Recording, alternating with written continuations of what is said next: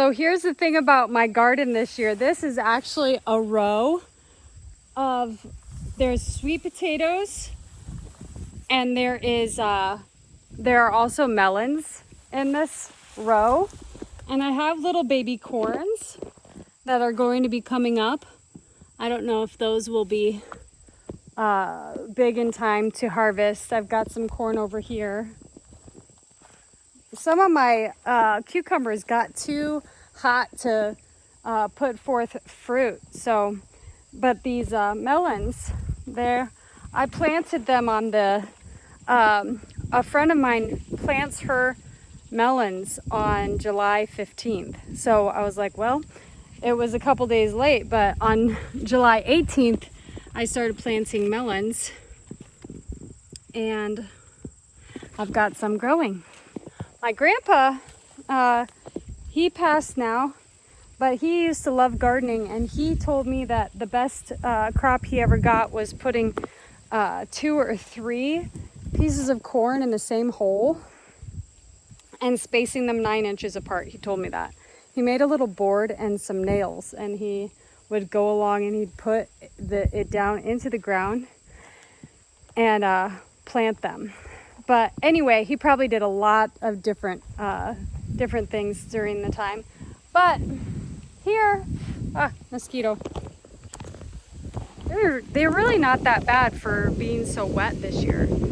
But so what I did, this was all mulch. So my big thing is I am putting tons of mulch on my ground because I want it to be making dirt. Right now, I am not gardening as much as I will be in the future.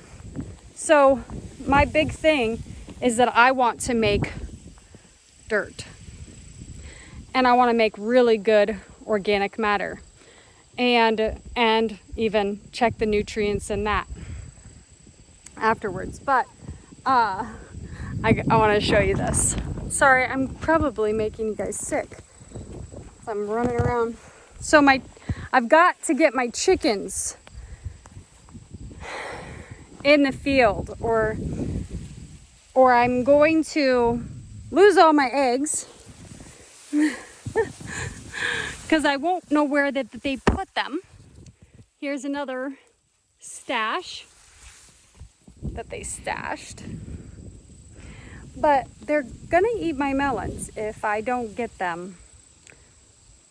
Somehow, I've got some more fence, but somehow in the field, I'll probably have to do some mowing and then trap them in the field over there. That's going to be hard because they're not used to being in that place, and the chickens really like habit. They like to be in one spot. They like to just nest in one spot. They're just very habit forming. They love to habitually do the same thing. So I don't know, might be a little hard, but I feel good. This whole area was just really hard clay soil, but now I'm just I know that there's a lot of foxtail, but I'm okay with that because there's lots of mulch and it's just disintegrating, especially with all the water that we've had this year. That is fantastic. And I have not been able to weed over here. I really set the bar low for myself while in school. Anyway, so I've got a blueberry bush that's actually doing fantastic. It's doing pretty good. That blueberry bush, not so much. And I think this one was the northern high bush, I think. And I've got some grapes over here that are growing, but I need to put a trellis up. But they're probably gonna get eaten. Probably get eaten by the chickens too, because they will find them. And there's another. So I've got to get that set up sometime. And I had this pear tree that was nibbled on by the deer before I protected it. Yeah, you got to get those trees protected. out here, even though Kalina does a really good job, she's kind of relaxed, and if she's on one side of the house, sometimes the deer, they're just so thick that they just come up. This is a catalpa tree. They have the pretty big, beautiful white flowers with the really bean-shaped thing. And a lot of these trees I just found. This one was at a local park. And the trees that I have out here and the ones that are the white pines.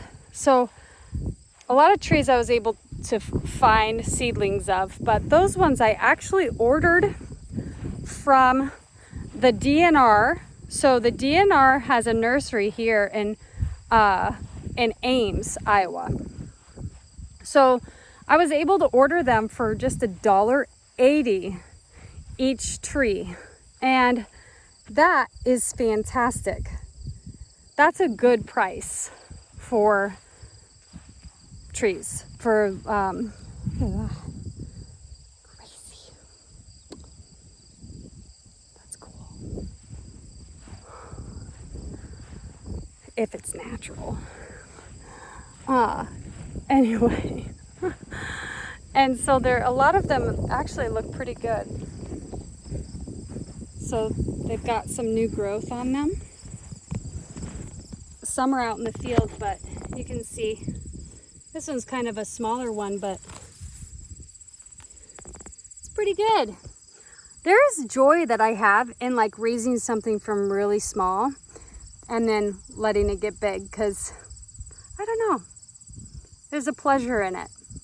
There's a special kind of pleasure when it's like super tiny and you're able to look at that later and say, yeah, I started that, or I started from a nut, or there's just a special kind of pleasure that you get from it. But anyway, well, thanks for hanging out with me for a moment. I better go collect those eggs before they get taken by some raccoon or something.